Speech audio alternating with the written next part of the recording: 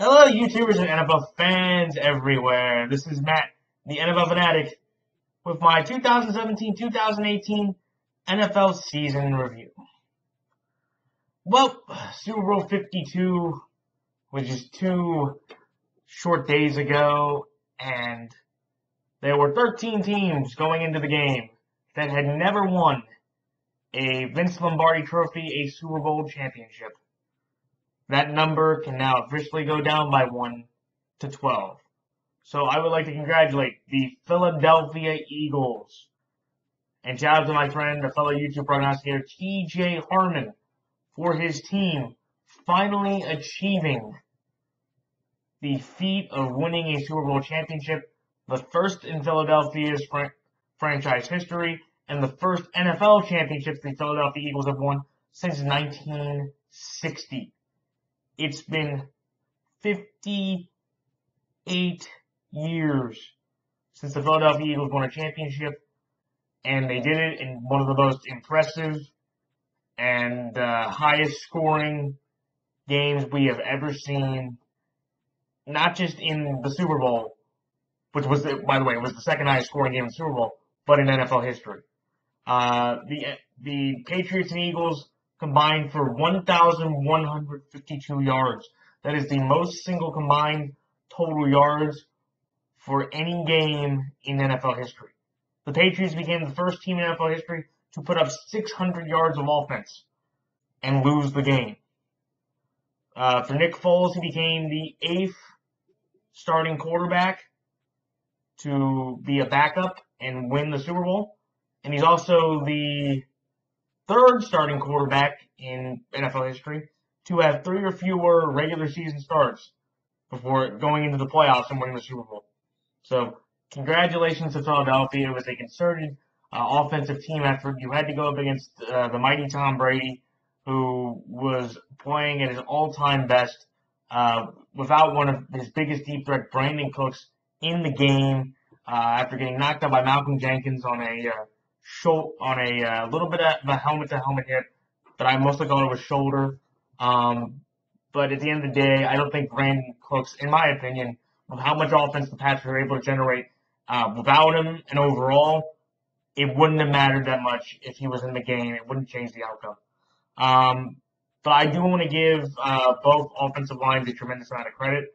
There was only 1 sack the entire game, and it was the most consequential play of the Super Bowl when Brandon Graham, who was on the outside for most of the game, went to the inside and lined up against Shaq Mason, one of the Patriots' weaker offensive linemen, and got the strip sack on Tom Brady that was recovered by Derek Barnett, which allowed Jake Elliott, who broke the NFL record for the longest field goal kick by a rookie in Super Bowl history at 46 yards, to ice the game. But it was really weird because watching the whole game, and this is where I think for Pats fans, this was the most frustrating. Like, the Pats have lost 3 Super Bowls in the Tom Brady, Bill Belichick era. They are now 5-3, and the Patriots now overall have tied the NFL record with 5 Super Bowl losses. And I forget which other team. I think it's Denver. Yeah, I think Denver is the other team with 5 Super Bowl losses. But the way New England lost this game was the worst one, in my opinion, due to the fact that you can look at the first one against the Giants and say that was all fluky. That was just a fluke incident with David Tyree, and, that rarely will ever happen again in the Super Bowl. Even though it almost did with Jermaine Kearse, Malcolm Butler, who I'll talk about in a second, saved that play. The second time, that was more about, again, it wasn't as bad because you could say throughout the game, the Pats were still the better football team. The Giants were more skilled, and they made more consistent plays, including the Manningham catch down the sideline to get in position to win the game. But that was a game, again, where you look at that game and you could say for about 50 to 60% of the game, the Patriots were the better football team. This game, it was the opposite way. From the jump, Nick Foles, Doug Peterson, and that entire offense and team said, we were the better team on Sunday, and we proved it.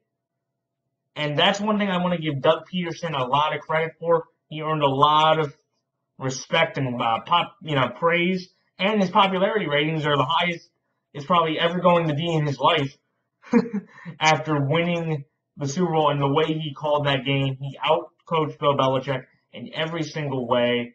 All the, slants, the quick routes, all the decisions were crisp. They were aggressive, and that was one thing I gave Doug Peterson a lot of credit for. He said after the game that if you call games conservatively, you're going to go 500.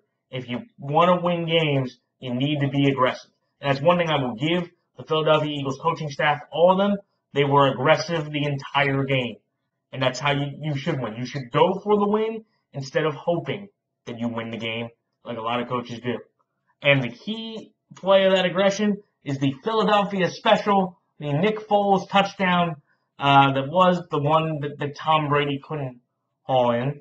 And I honestly thought that was trolling by the Philadelphia Eagles when they did that, because they had just executed that play about the last drive, I believe, where they tried to have Tom Brady run down the sideline, but he dropped the ball. The fun thing is that they ran that same exact play 2 years earlier in Foxborough, and it worked out. They didn't get the touchdown, but they ran about 40, 50 yards. They ended up losing the game, but still, that's what they tried to do there. But one of the big stories that I want to quickly mention that everybody's talking about over the last couple of days was head coach Bill Belichick's decision to sit Malcolm Butler. And to me, I looked at that decision as one that I couldn't understand. Because when I saw Malcolm Butler, he had a rough week at practice apparently. He wasn't with the team on Monday for media day, but he came a day later because he was sick. And then you have the whole incident where he had a curfew, a minor team violation, and now there's a story from Brandon Browner, former Patriot, saying that he smoked marijuana. See, I don't really buy that, because for me, as someone that looked at Malcolm Butler, who played 97% of the snaps for the New England Patriots all year long, by the way, the most percentage of snaps out of any player for the Pats this year, that kind of team violation does not warrant an entire game bench in the Super Bowl. You can give me a quarter, and if you gave me the Rick Ross thing and being late, you can give me a half. But after what Alshon Jeffrey did to Eric Rowe, you cannot tell me that Malcolm Butler did not deserve to be in that game.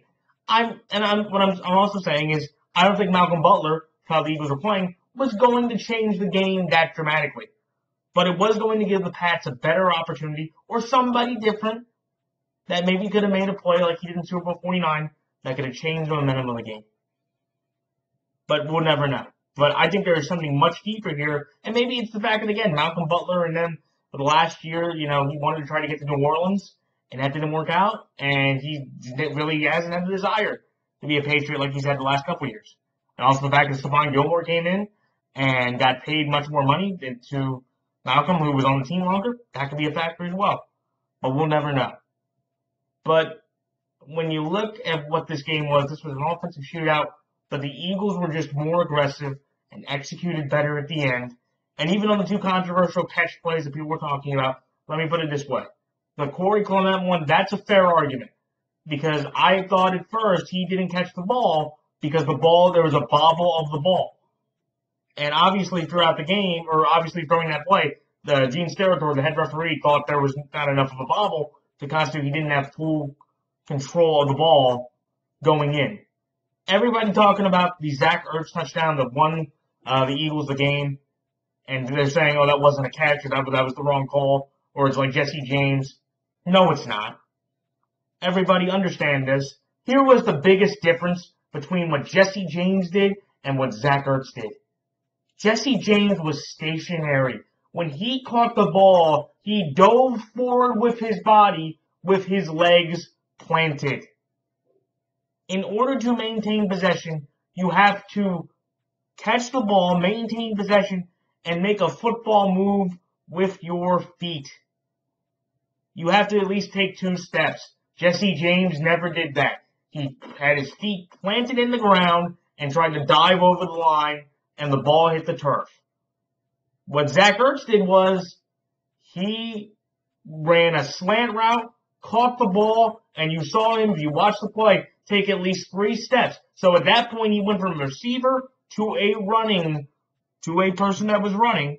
And then when he dove the ball over the end zone, his knee wasn't down, and the ball was across the line. So when the ball went down, that didn't matter because he was still moving his feet, and he had already taken enough steps to be qualified as a runner instead of just a pass catch.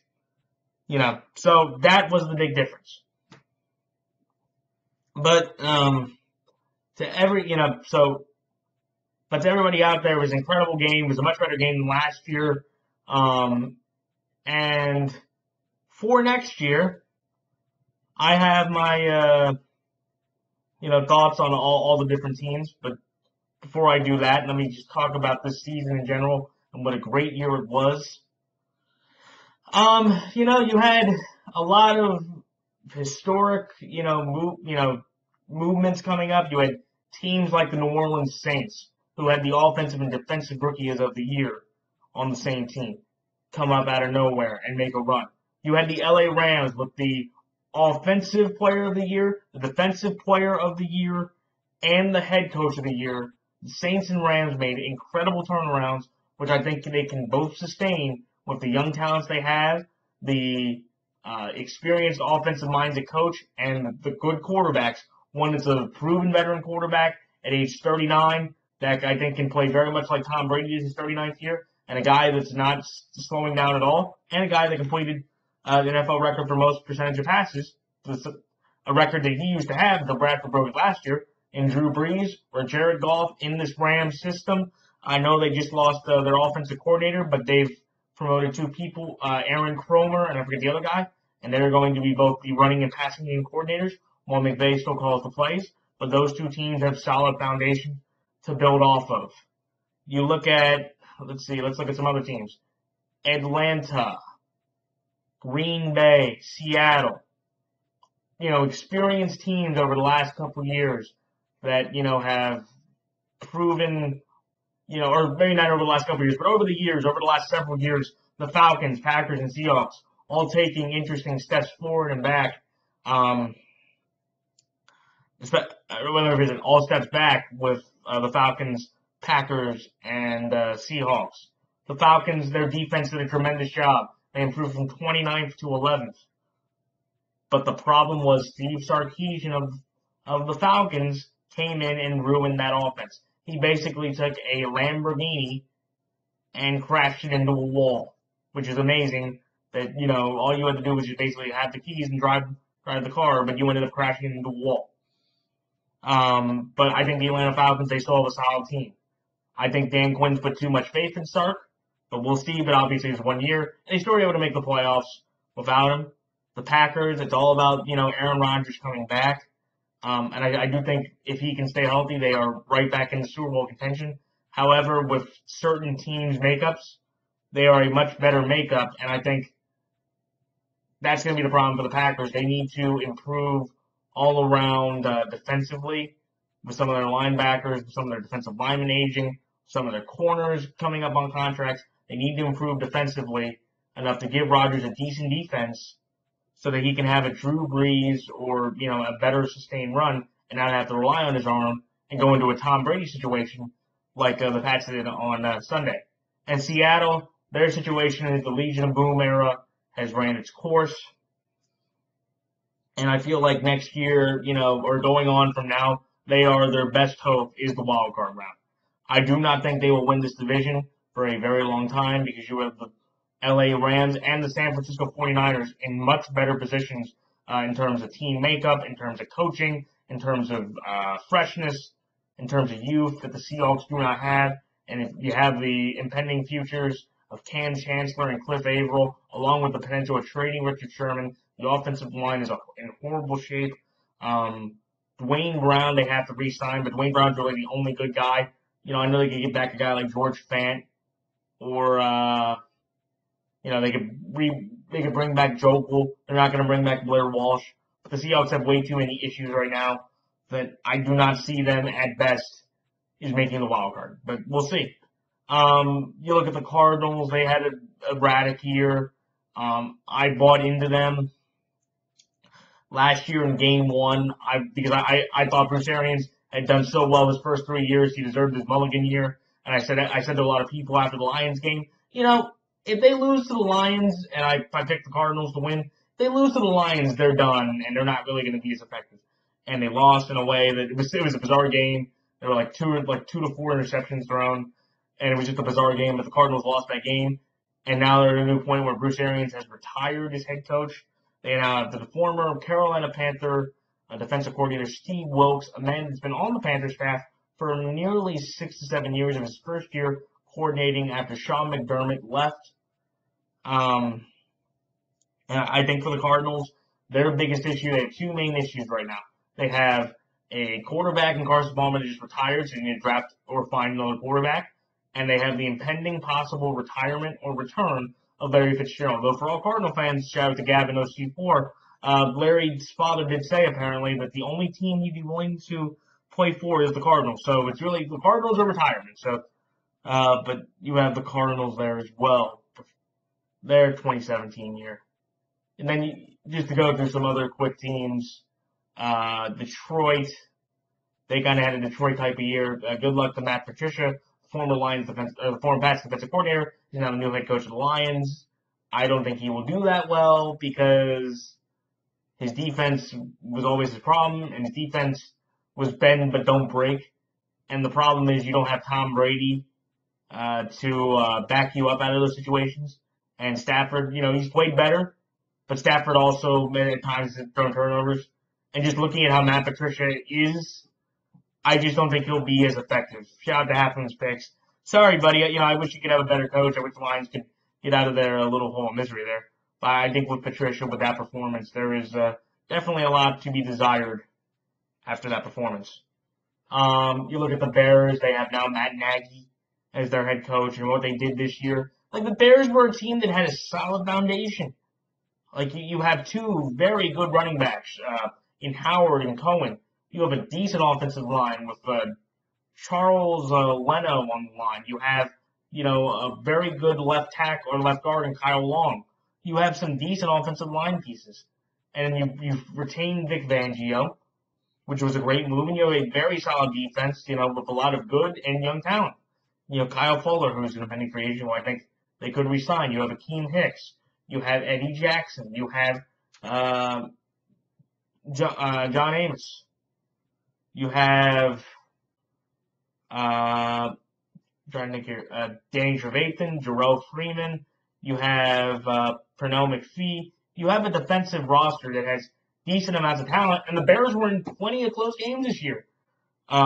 With regards to how good they are, and if Matt Nagy with Victor Trubisky at quarterback and refine him, and then get some other receivers, they'll move that along. I think the Bears can definitely contend for a wild card spot if they have enough right talent roster. Then you look at the NFC South. Tampa has a lot of trying to refine to do. Because I think they have a very talented roster basically from top to bottom. They just need to refine the coaching. And I do believe that if Dirk Cutter can't get 8 wins next year, he should be fired. Because I gave him a pass this year because this was his mulligan year. But next year he has to go at least 500 or I think he's gone. I already talked about Atlanta, Carolina. Carolina's in an interesting spot where they're getting a brand new owner. You have Ron Rivera, who's signed under a new 2-year contract, and they have a brand new offensive coordinator and quarterback coach because they fired the quarterback coach and Mike Shula over a few weeks ago, and now they have the Turner boys, Norv and Scott, as new offensive coordinator and quarterback coach, respectively. But I look at that NFC South division, and I see the Panthers as like the weird middle team. Like, they're better than Tampa Bay because they've proven that with how solid and consistent their defense has been. But also remember, they have two huge maneuvers on both the offensive and defensive side of the ball in terms of their trenches. Ryan Khalil, the all-pro center, has announced he will retire after next season, just like right outside linebacker Thomas Davis is going to retire as well after the 2018 season. So for those two guys, they're really going to put a lot of effort, but I think the Panthers should as well. for how great those guys have been to the communities and to the teams. I think they should be motivated to play, but I really do wonder how Cam Newton and Norv Turner's been a guy that's never really had a quarterback with the athletic gifts of Cam Newton. I really don't know how that's going to mesh, and I don't know if Norm's going to like having a lot of that improv go around with a guy like Cam Newton. We'll see. Then with other teams, the NFC North, you have the Vikings who are now in this weird quarterback quandary, where I think Kirk Cousins could definitely go there, or they could draft somebody, or they could retain Case Keenum and give him like a 1 year, like $15 million deal. They could have Case Keenum and Bridgewater back. They could have Bridgewater and Bradford. Basically, somebody new or one of those three quarterbacks will have an opportunity to continue in Minnesota. But I think for Minnesota, their biggest problem is going to be, can they psychologically rebound off of that embarrassing loss, especially for a guy like Mike Zimmer, who prides himself on his defense. But if I was the NFL schedule maker, too personal with you, I would kind of want to mess around with the Vikings and say your first game's in Philadelphia, which can happen because that will happen. And I would just love to see if the Vikings could use the motivation of that beating to come down, or are they going to go through a spiraling season because if they lose to Philadelphia again in Philadelphia, where the season ended last year, can they pick themselves up? We'll see. And then basically, kind of the other couple of big moves, I want to say congratulations to Alex Smith, the former quarterback of the Kansas City Chiefs, who will be a Washington Redskin at the end of next season. He got traded to Washington for a third-round pick and a very good slot corner, and a guy named Kendall Fuller, who was Kyle's brother, for Alex Smith. I think, and this might be a non-friendly opinion, but I think the Washington Redskins won this deal. The Washington Redskins were a team, again, they finished 7-9. They've been a mediocre team the last 3 years, either at 9-7, and they've been worse since then. And they kind of had their moments again this year where Washington, in a lot of close games, their big highlight wins, they have two big highlight wins. The Rams, somehow they beat week 2, and they beat the Seahawks who have 4 offensive linemen. But the Redskins showed you again, if they play a scrub team, they can come through against scrubbies. Ask the Broncos. Ask, the Niners. Ask those teams. They can come back and win those meaningless, scrubby games. But when you put them up against the Vikings, when you put them up against the Philadelphia Eagles, when you put them up against the New Orleans Saints, when you put them up against the, Dallas Cowboys, those are the games where Kirk Cousins seems to always just, go away. I don't get it, But that's who he is, and that's why I think he'll be a free agent. I think it'll be dumb for the Redskins to have to, put a franchise tag on him. I understand why they're going to do it, but I'm just not sold on him, and Alex Smith is an upgrade. Alex Smith, here are some great stats, some math stats for you. Alex Smith, he has 4 11-win seasons over the last 7 years. Do you know since 1991, the last time the Redskins won a Super Bowl, the Redskins have never been able to have an 11-win season since then?